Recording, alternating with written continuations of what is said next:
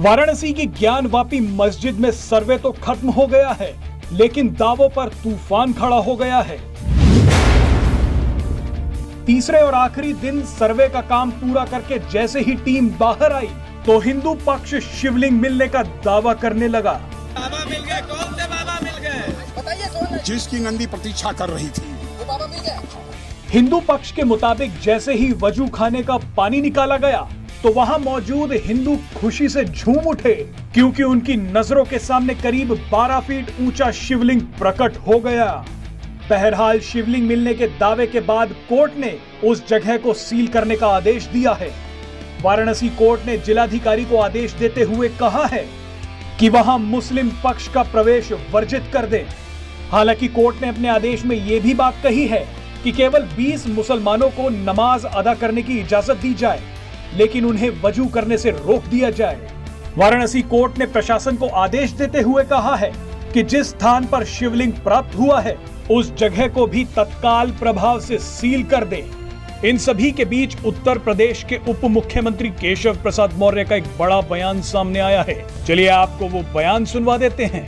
लिंग प्राप्त होने के समाचार से एक शिव भक्त के नाते मैं भी बहुत खुश हूँ। देश का हर शिव भक्त खुश है।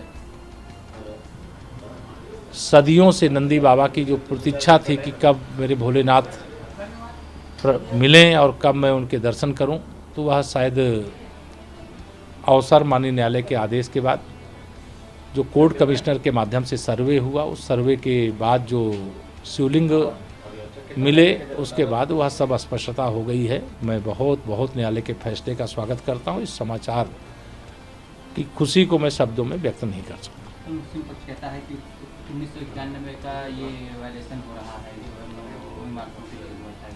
एक मुझे लगता है कि कांग्रेस की जब सरकार होती थी तो वह ऐसे ही कानून बनाती थी या ऐसे ही एक्ट लाती थी जिससे इस प्रकार के विषय को बढ़ावा देने का काम किया जाए, इस प्रकार के विवाद कैसे रोके जाए। माननीय न्यायालय को आदेश नहीं था। जो तमाम श्री राम जन्मभूमि आंदोलन जो उस समय हो रहा था, तो उस आंदोलन को छोड़ करके बाकी में आंदोलन न किया।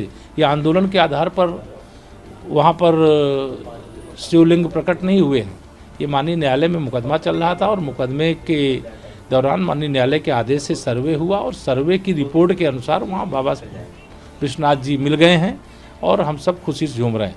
और जो मुस्लिम पक्ष या अन्य कोई तुष्टीकरण की राजनीति करने वाले नेता जो बयानबाजी कर रहे हैं, वो बयानबाजी से बाज आए। उत्तर प्रदेश का माहौल बहुत अच्छा है, सब लोग खुश हैं, सच सामने आया है और सच सामने आने के बाद माननीय न्यायालय जो आदेश देगा, मुझे लगता है कि हम सरकार के रूप में ये कह सकते हैं कि आदेश का पालन करेंगे।